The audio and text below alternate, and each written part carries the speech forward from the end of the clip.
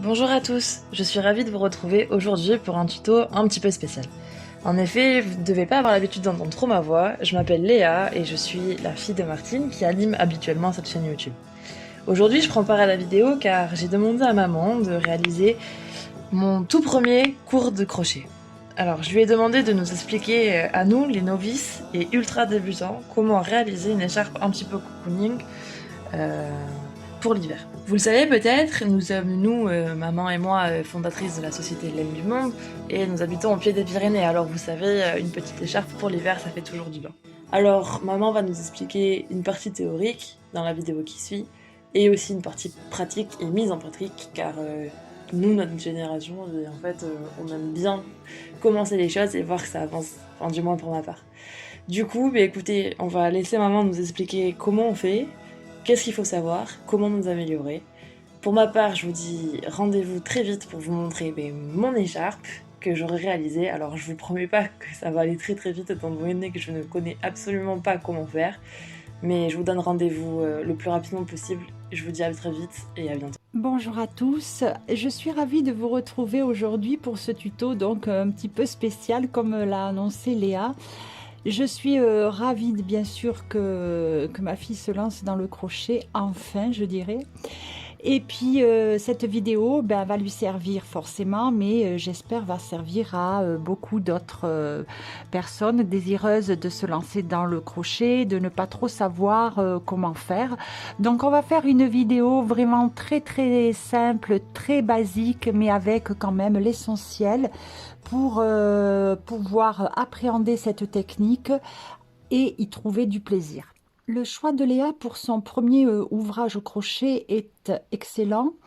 Elle a choisi de faire une écharpe pour l'hiver, donc avec un gros fil. C'est parfait. Pourquoi? Parce qu'un gros fil va permettre déjà d'avoir un gros crochet, donc d'avoir une bonne saisie du crochet en main. Un crochet plus fin sera pas plus difficile, mais voilà, pour un début, je trouve vraiment bien d'avoir un crochet à partir du 4, admettons. 4, 4,5, 5, je trouve que c'est très bien. D'avoir un gros fil, c'est parfait. Pour une raison aussi essentielle, c'est que l'ouvrage va monter vite, surtout sur une écharpe qui ne sera pas très large. Hein. Donc le travail va monter, ça va être satisfaisant parce que vous allez vite voir comment votre travail évolue et ça va vous encourager. On va très rapidement jeter un petit œil sur l'étiquette qui entoure une pelote. Alors on aura quand même des indications essentielles. La composition, là on va être sur un 100% acrylique. On aura un poids 100 grammes pour 130 mètres de longueur de fil. Et on va nous donner à titre indicatif, alors on aura la partie aiguille avec le numéro d'aiguille préconisé pour le tricot, donc ça bien sûr, et puis l'échantillon qui va correspondre aux aiguilles au point de jersey. Bon, nous, on va faire du crochet, donc là, on va nous donner en crochet, on n'aura pas les mesures de l'échantillon, donc on va le calculer, on va le faire, et on aura, on nous dit que, par exemple, avec cette laine Atlas, on nous conseille de crocheter avec un crochet 4 à 5. Nous allons donc partir sur une écharpe, les mesures vont être de 35 cm de large. Voilà, donc on aura une écharpe de cette largeur. La hauteur, on peut partir sur 1,80 m, 180 cm. Mais là, après, ça sera vraiment vous qui déciderez. Si vous la voulez plus longue, on rajoute des rangs. Si vous la voulez plus courte, on fait moins de rangs. Donc, sur cette pelote, cette gamme Atlas, comme je vous ai dit tout à l'heure, on n'a pas l'échantillon. On ne sait pas sur le crochet à quoi va correspondre 10 cm sur 10 cm. Je vous propose de vous faire voir comment on fait un échantillon, surtout comment on va calculer, parce qu'il faut monter un nombre de mailles. Je pars sur combien de mailles? Alors on pourrait dire je commence et je monte des mailles, une chaînette de mailles en l'air. Et puis quand je suis arrivée, je prends mon centimètre. Et quand je suis arrivée à 35, eh bien, c'est bon, j'ai ma mesure. Mais en fait, ça se passera pas comme ça à l'arrivée, parce que le fil va se détendre. Et puis, vous allez avoir mesuré 35. Donc, j'illustre juste ce que je suis en train de vous dire. Je vais aller plus lentement après, hein, mais là, voilà. Si je commence à monter les mailles en l'air, je vais faire ça. Et admettons, quand j'ai atteint 35 de cette chaînette de fondation, quand j'ai atteint 35, que je suis arrivée donc à mes 35, je dis, ah ben c'est bien, je commence mon ouvrage. En fait, après, votre ouvrage, il va être très certainement plus grand, parce que la matière va se détendre. Donc, vous allez vous retrouver peut-être avec un ouvrage qui fera 40 de large, et ça vous conviendra pas. Sur une écharpe, c'est peut-être pas très grave, mais sur un pull, une veste, enfin voilà, quelque chose qui va être porté sur le corps, ça n'ira pas, vous aurez sûrement un ouvrage trop grand. Pour démarrer la pelote, pour attraper le fil de départ, soit vous enlevez l'étiquette et vous trouvez le fil, la fin du fil qui est là, ok, vous pouvez, seulement bon, là, au fur et à mesure, la pelote, elle va tourner dans tous les sens, au fur et à mesure que vous allez délier le fil, mais bon, c'est pas gênant, hein. Soit vous essayez d'attraper le fil, je remets ça bien, soit vous essayez d'attraper le fil par l'intérieur de la pelote, pour avoir en fait le début. Alors, des fois, on l'attrape facilement. Des fois, c'est plus difficile. Des fois, on sort directement juste un bout de fil. Et puis, parfois, on sort un gros tas. Voyez, donc là, qu'est-ce que je vais avoir? Voilà. Donc ça, c'est vraiment normal. Et voilà. Donc là, on a ici le départ de la pelote quand elle a été embobinée. Voilà, donc à ce moment-là, on démarre avec ça et après le fil, vous voyez, sortira comme ça tout seul. Bon, vous faites comme vous pouvez, peu importe. L'important, c'est d'avoir du fil en main. Alors, maintenant, on va passer à la partie pratique. Donc, on a vu quand on va faire un échantillon pour déterminer combien de mailles on va monter pour faire cette écharpe de 35 cm de large.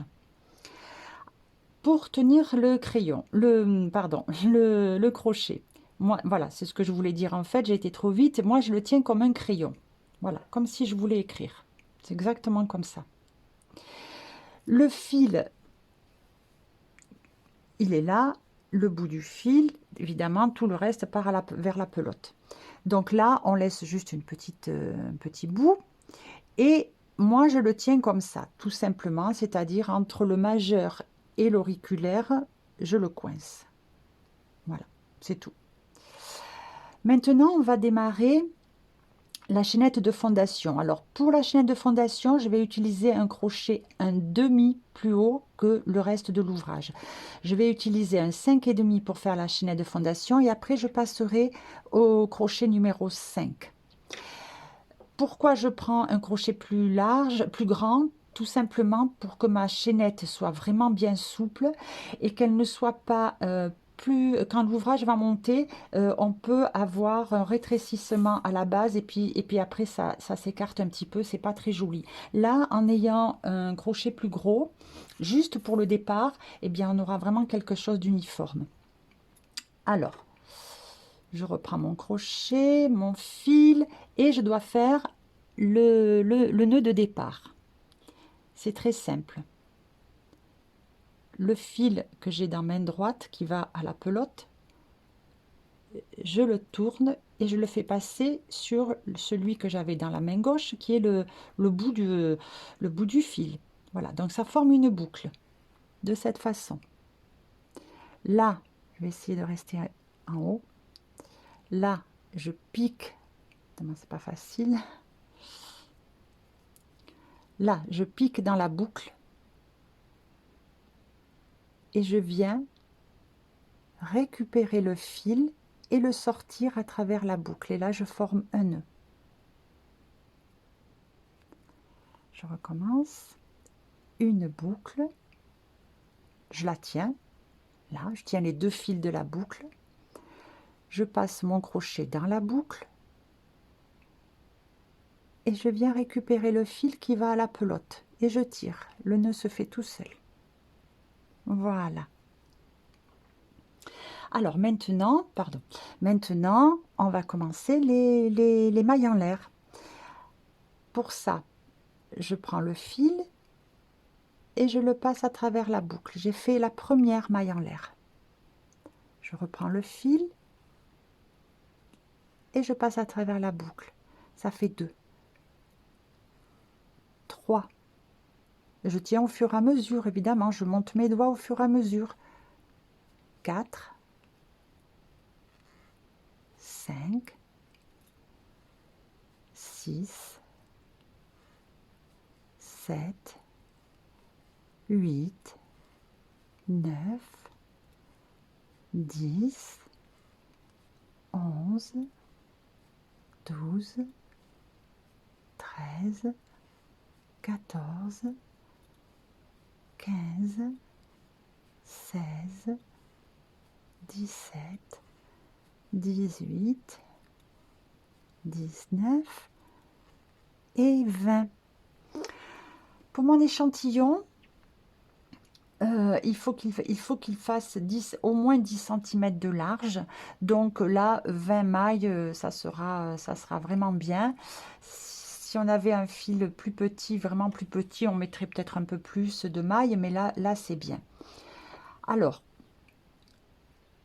on va devoir piquer, pas dans la même maille, parce que sinon, ben, du coup, on ressort le fil, mais dans la maille précédente. Ça veut dire que si je pique dans cette maille, ça veut dire que celle-ci, elle est perdue. Donc, en fait, j'aurai pas 19 mailles. Donc, j'en rajoute une, c'est-à-dire j'en mets 21. Et là, je vais aller piquer ici. On dit qu'on pique dans la deuxième maille ou troisième maille, peu importe, mais en partant du crochet. Là, nous, on va piquer dans la deuxième maille en partant du crochet. C'est-à-dire, ça, c'est une boucle, ce n'est pas une maille. Celle qui est sur le crochet, là. C'est une boucle, c'est pas la maille. La maille, elle est là. Et là. Donc, on va aller piquer là. Mais, je change mon crochet. Puisque maintenant, je vais travailler en 5. Voilà. Donc, on va faire des brides, mais on va démarrer par une bride de départ que l'on appelle aussi la fausse bride. Je vous conseille d'aller voir ma toute première vidéo sur cette chaîne où justement j'explique comment démarrer au crochet des rangs. Vous comprendrez en visionnant cette vidéo ce que je veux dire et pourquoi j'utilise cette méthode. Alors, je ne vais pas là m'étendre à réexpliquer pourquoi, alors que c'est déjà expliqué. Je vais par contre vous remontrer comment on fait et je vais y aller lentement. Donc, une maille, je la laisse. Je vais dans la deuxième. Là, je pique. Je viens récupérer le fil. Je ressors le fil, un jeté et je passe à travers les 2 boucles. Ce point-là, c'est une maille serrée. Mais nous, on va continuer à monter puisqu'on veut une bride.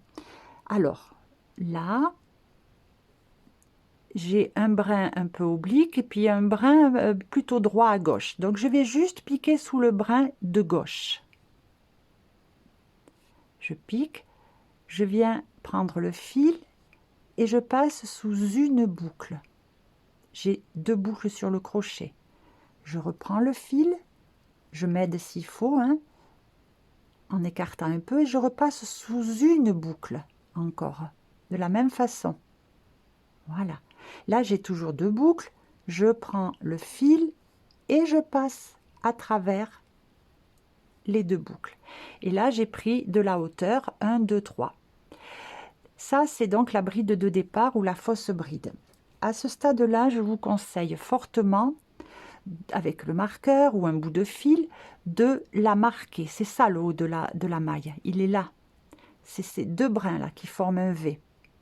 Je vous conseille de le marquer parce que quand on reviendra à ce stade-là en fin de rang, sur le deuxième rang, vous verrez exactement où il faut aller piquer. Après, quand vous aurez compris, vous n'aurez plus besoin de le marquer. C'est vraiment pour le départ. Donc là, on a formé une bride de départ. Maintenant, je vais dans la bride à côté, donc je fais un jeté, je pique, je viens chercher le fil, un jeté, je passe à travers deux boucles, un jeté, et je passe à travers les deux boucles. Là, on a le haut de la deuxième bride. Vous voyez, ça c'est la première bride, le V, et ça c'est le haut de la deuxième bride, le deuxième V. Alors on va continuer comme ça. Un jeté, je pique, je viens chercher le fil, je passe sous deux boucles, je reprends le fil et je passe sous les deux boucles. Maille suivante, on fait exactement pareil. Maille suivante.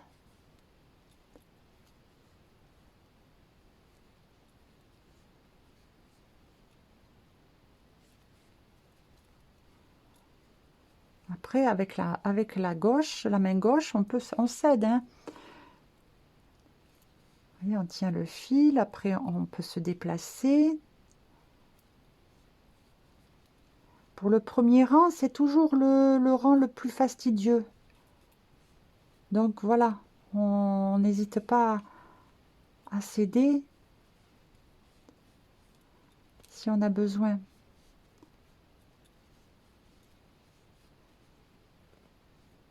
Voilà, continue comme ça.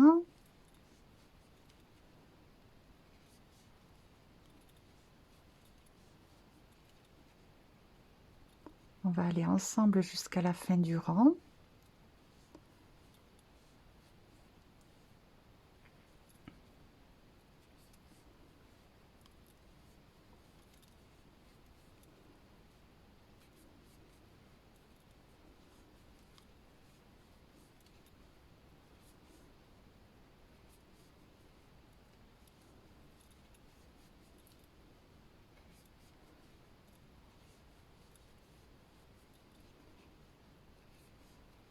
Voilà, on y est bientôt. Donc, encore une maille ici. Et il me reste, là c'est le nœud, il me reste la dernière.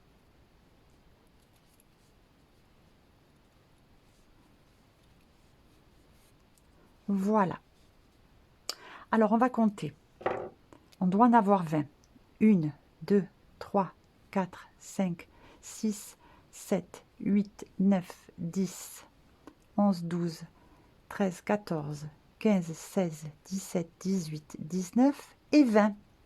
Voilà, donc là, on les compte parce qu'on les voit vraiment bien. C'est des brides, elles sont grosses, hein, mais on peut compter ici aussi le nombre de V. 1, 2, 3, 4. Enfin, vous voyez, on les voit vraiment bien. Alors, donc je suis toujours bien avec mon crochet. Je vais mettre celui-là de côté pour ne pas me tromper. Voilà. Alors maintenant, on va tourner le travail et on vient de l'autre côté. Et là, on fait pareil. Donc, on laisse un peu lâche la boucle, hein, pas trop serrée. On va venir ici, directement, donc, sous les V de la dernière bride. Voilà. Donc, je resserre un tout petit peu, mais pas trop non plus. Voilà. Donc là, je vais piquer sous les deux brins. Les deux brins. Je récupère mon fil, je le ressors, un jeté, je passe sous les deux boucles. Ça, c'est la maille serrée du départ, puisqu'on démarque, on fait la bride de départ. Donc là, je pique sous le brin de gauche, un jeté, je passe à travers une boucle, un jeté, je passe à travers une boucle, un jeté et je termine sous les 2 boucles. Et là, pareil, on va remarquer ici le V qui est un peu de vertical. Voilà, donc il est là. C'est là que l'on devra piquer. Et maintenant, je vais dans la maille d'à côté et je fais ma bride normale. Une, et puis tout comme ça, tout le rang. Un jeté, je pique, je ressors, je passe sous deux boucles, un jeté et je passe sous 2 boucles. J'ai un petit nœud là qui s'est formé. Voilà. Donc, je refais un jeté, je vais dans la maille suivante et je termine ma bride. Et ça, tout le rang. Rien de compliqué. Si on a fait le premier rang, on est bien parti. Il n'y a pas de raison de ne pas arriver à faire la suite. Puisque c'est toujours pareil. Ça, c'est vraiment un point parfait. Hop là, j'ai pas bien pris. C'est vraiment un point parfait pour une écharpe. Avec du gros fil, évidemment. Si on avait un fil plus fin, ça mériterait peut-être des points un peu plus en relief. Ou bon, enfin, tout dépend ce qu'on voulait faire aussi. Mais là, en tout cas, c'est parfait. Alors après, on touche la matière, on voit si ça nous convient. Si on trouve que c'est un petit peu trop rêche, eh bien, on fait avec un crochet un demi plus gros pour donner un peu plus de souplesse. Non, j'ai pas bien pris le fil. Voilà, c'est à voir. Hein, comment vous allez crocheter, très souple, plutôt serré. Mettre le fil là parce que ça me tire sur le fil. Ça m'empêche de faire mon geste correctement. Alors n'hésitez pas à défaire hein, si c'est pas joli. Ne vous contentez pas d'à peu près. Hein. il faut dès le départ être quand même assez exigeante avec le résultat. Hein. Voilà. Et alors là, on arrive à la dernière. Vous voyez, donc comme on l'a marqué, ben, c'est très simple de la trouver. Parce que sinon, elle est pas comme les autres où je défais. Vous allez voir. Voilà. Les autres, elles sont là, elles sont vraiment bien à l'horizontale. C'est pas compliqué à les trouver. Un jeté d'abord. Celle de la bride de départ, elle est un petit peu, comment je dirais, penchée. Alors, des fois, on peut se dire, mais où est-ce que je dois piquer? Bon, en fait, de toute manière, on doit toujours chercher le V. Vous le voyez là, le V. Mais bon, c'est pas la peine de s'embarrasser. On marque et puis au moins, faire attention d'avoir pris les 2 brins. Si on marque, au moins, on n'a pas de doute. Alors ça, c'était le 2e rang. Ah oui, je vais vous montrer quelque chose aussi. Je suis en train d'y penser. Quand on a fait le premier rang, voilà la base du travail, comment est-ce qu'elle se présente. Parce que des fois, on ne sait plus où on en est. Ça peut arriver. Alors, ça, c'est le rang impair, puisque la chaînette, on ne la compte pas comme un rang. Le premier rang, c'est celui-ci. Donc, c'est le rang 1, donc rang impair. Voilà, et la base du travail, c'est ça. Si on regarde de l'autre côté, vous voyez, ça donne un autre relief. Et là, on sait qu'on est à l'envers. Et là, à l'endroit. Voilà. Le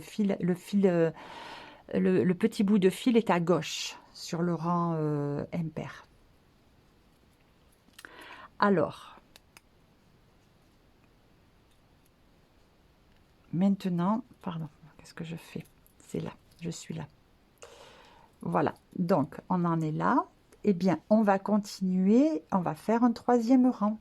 Alors pour ça, je tourne, je relâche un petit peu ma boucle de départ, c'est pas à peine qu'elle soit trop serrée.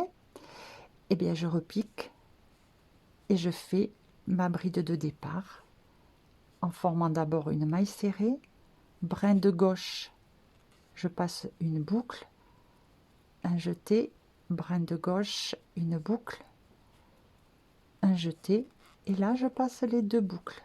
Voilà, et j'ai refait ma bride de départ, et ici je marque où je devrais piquer en fin de rang après, et je continue. En bride normale tout le rang. Un jeté, je pique, je reprends le fil de boucle, le fil de boucle. Mais bon, à ce stade-là, on sait faire. C'est juste peut-être encore à faire des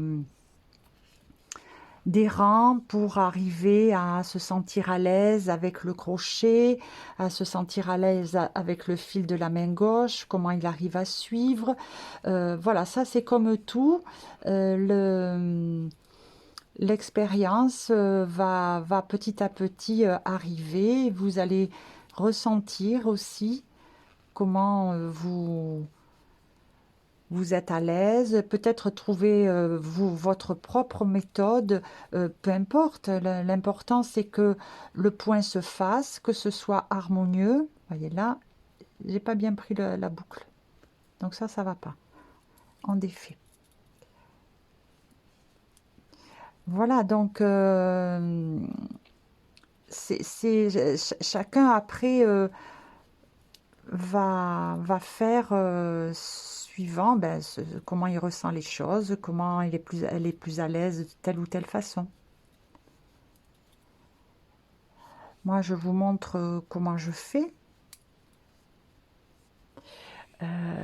Voilà, mais bien sûr, ah là, ça s'est ouvert, peu importe.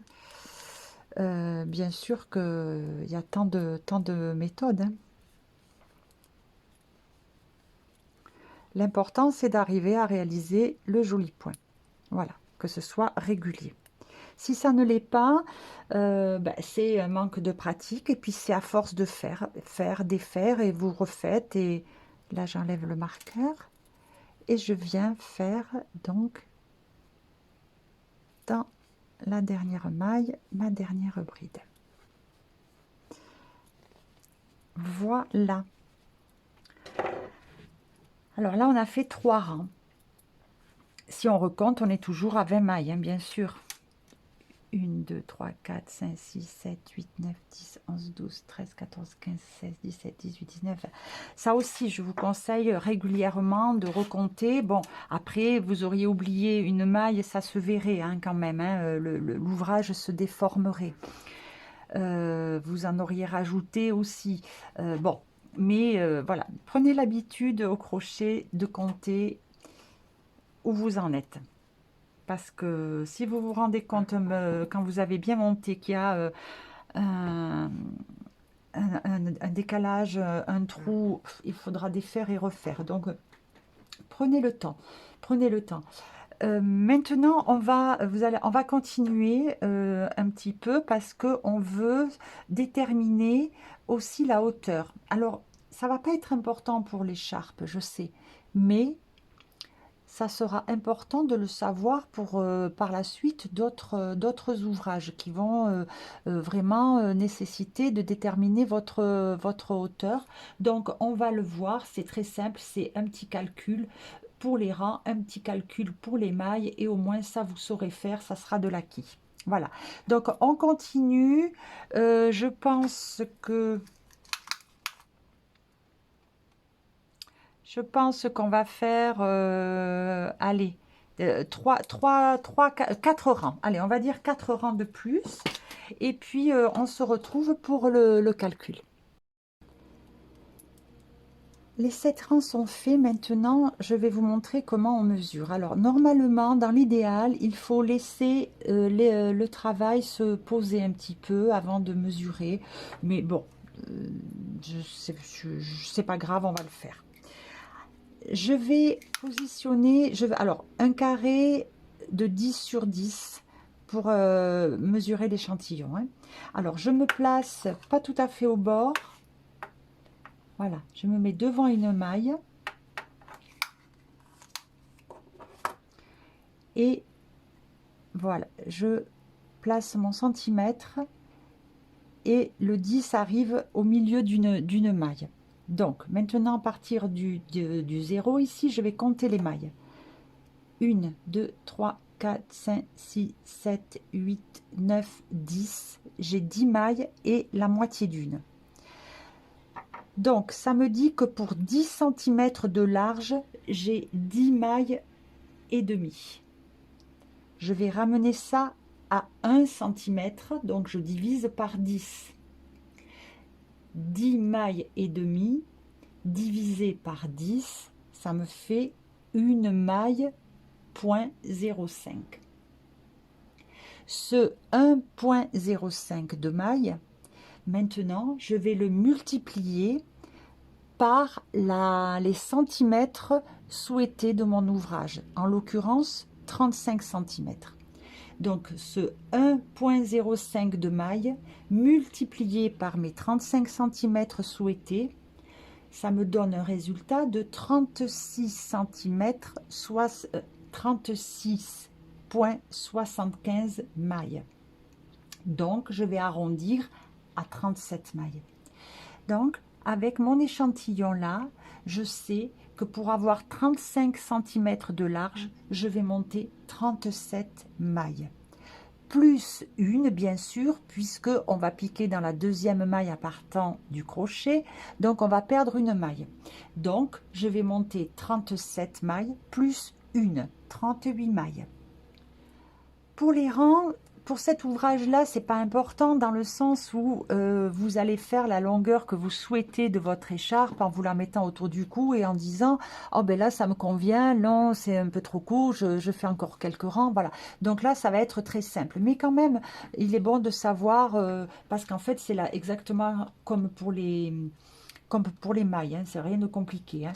Alors là, je vais mesurer ma hauteur à partir de mon dernier rang. Et je veux là aussi 10 cm. J'arrive ici. 1, 2, 3, 4, 5, 6 rangs. Donc pour 10 cm de hauteur, j'ai 6 rangs. Maintenant, je vais ramener ça à un rang. Donc je divise par 10, mes 10 cm. Et quand je divise mes 6 rangs par 10, ça me donne 0,60 rangs pour 1 cm. Si je veux une hauteur de 180, eh bien je vais faire 0,60 rangs multiplié par 180 et ça va me donner 108 rangs. Voilà, donc on pourra le contrôler à la fin de l'ouvrage, mais on va se retrouver pour avoir 180 avec mon échantillon. Pour avoir 180 cm, eh bien j'aurais fait 108 rangs. Maintenant, vous allez pouvoir démarrer votre ouvrage. Si on reste donc sur cet exemple-là, je monterai 37 mailles plus une, 38. Et je procéderai exactement comme on l'a vu dans la vidéo où on a démarré cet échantillon. Tout pareil, juste on aura un petit peu plus de mailles en fonction de l'échantillon que vous aurez défini, du nombre de mailles que vous aurez défini grâce à l'échantillon plutôt. Voilà, donc rien de plus à dire, hein. On revisionne le départ de l'échantillon et on fait tout exactement pareil. Quand on a notre hauteur, À ce moment-là, admettons, on a notre hauteur, on a fini l'ouvrage, on coupe le fil, on tire avec le crochet, pardon, non, d'abord, on bloque, donc on coupe le fil et on fait tout simplement une maille en l'air. Mais là, on tire le fil. Voilà. Ce fil-là, on va prendre une grosse aiguille à laine.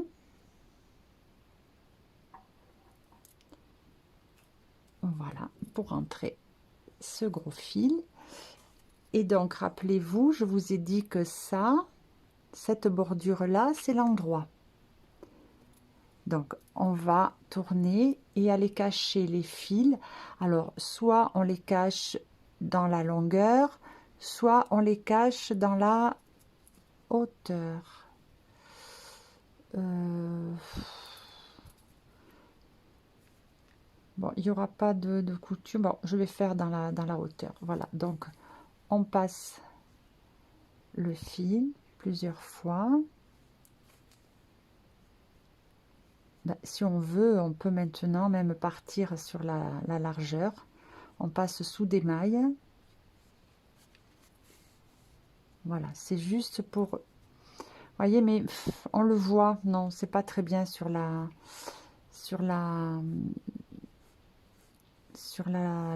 largeur.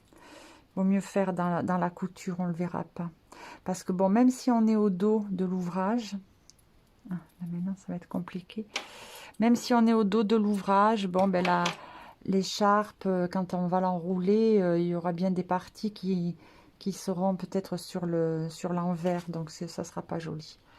Voilà, donc là on va rester plutôt sur la longueur, la hauteur, et là on verra pas. Voilà, c'est juste pour cacher ce fil, et on fait pareil avec l'autre bien sûr.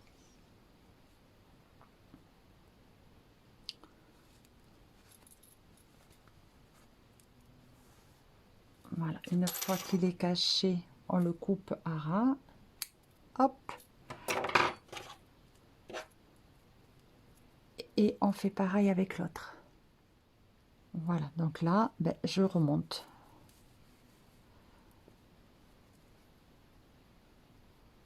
Voilà, je fais attention de pas trop tirer pour pas toujours faire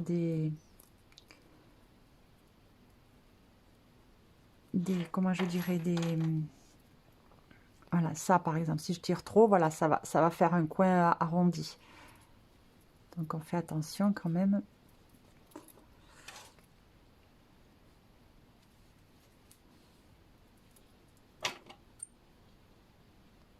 Et je coupe. Très bien, ça c'est fait. Donc là, on a notre ouvrage, notre écharpe qui est quasiment terminée. On la laisse comme ça, on met des pompons, on met des franges. Bon, moi je vais mettre des franges, je vais vous montrer, c'est tellement simple.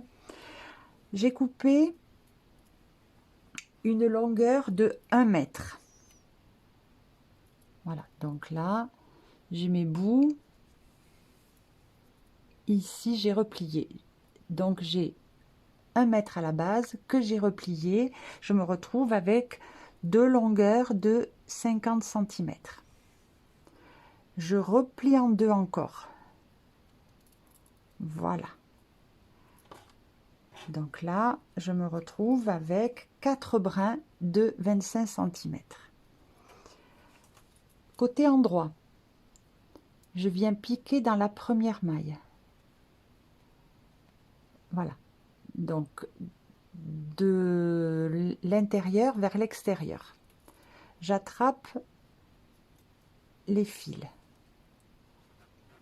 Je les glisse sous la maille. Et là, je tire un peu. Je passe mes doigts dans cette grosse boucle. Je vais chercher tous les fils et je les passe à travers les boucles. Et là, je serre J'arrange bien ici, que ce soit propre, pas tous les fils qui se chevauchent de façon pas très harmonieuse. Et ici, pour bien resserrer, je prends les brins un à un pour que pareil, il y ait de la cohérence et que ce soit mignon. Voilà. Une fois que ça c'est fait, ben, on a juste celui-là à séparer. On veut 4 brins libres. Alors, on recommence une fois. Voilà, j'ai repris 1 mètre que j'ai plié en 2, que je replie encore en 2 pour avoir 4 fils. Je vais dans la maille d'à côté. J'attrape tous les fils. Alors, si vous vous êtes décalé, il est temps là de vous régler encore, hein, tirer d'un côté, tirer de l'autre. Mais de toute manière, c'est pas grave, même s'il y a des franges un petit peu plus longues les unes que les autres, vous égaliserez tout une fois toutes les franges posées. Donc, c'est pas grave. Voilà, je fais pareil. Hop, je serre. Là, je veux qu'il soit bien comme ça. Donc, je garde un peu mon doigt. Voilà, pour les avoir bien en place. Mieux celle-là que l'autre d'ailleurs. Donc, comme je suis une maniaque, vous voyez, celle-là, je la reprendrai. Je la referai. Voilà, celle-là est jolie. Je vous montre la différence. Vous voyez, là, les 2 brins sont bien l'un au-dessus de l'autre. Là, bon, enfin, oui, si, ça va quand même. Ça va. J'ai peut-être plus serré l'autre. Voilà, peut-être celui-là est un peu trop serré. Donc, ben, on adapte. Hein, on prend l'aiguille à laine et puis on desserre un petit peu. On s'arrange. Hein. Voilà, vous savez poser des franges. Alors, évidemment, on fait ça à chaque maille. On resserre peut-être un petit peu quand même.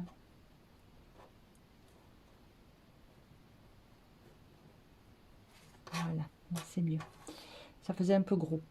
Et puis, on va les poser toutes. Vous faites toute votre largeur. Et puis, arrive... Alors, ici, évidemment, je coupe. Hop. Alors, vous voyez que malgré toutes mes précautions, j'ai pas la même longueur de fil ici. Hein. Donc, à un moment donné, quand tout est fait, vous choisissez quelle longueur exactement vous voulez. On peut s'aider avec un bord un peu rigide. Bon, enfin, après, on n'est pas non plus... Voilà.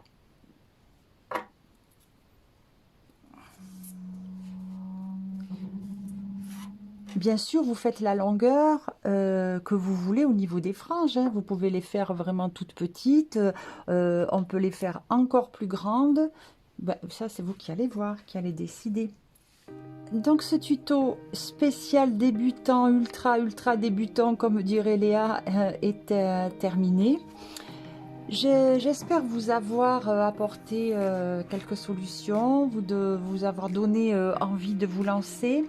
N'hésitez pas à me dire en commentaire ce qui manque peut-être dans mes explications, des idées que je n'ai pas su correctement exprimer parce que bon, peut-être par l'habitude, j'ai essayé de me mettre à la portée d'un débutant, d'une débutante, mais peut-être que les automatismes ont fait que j'ai peut-être pas été assez claire ou assez lente. Ou bon, voilà, donc n'hésitez pas à me le dire, ça va m'aider de toute manière à m'améliorer. J'ai hâte de voir déjà l'ouvrage de Léa, j'ai vraiment hâte. Et puis bien sûr les vôtres également. Donc n'hésitez pas à partager avec nous suite à ce tuto vos réalisations, cela me fera très plaisir. Je vous embrasse, à bientôt.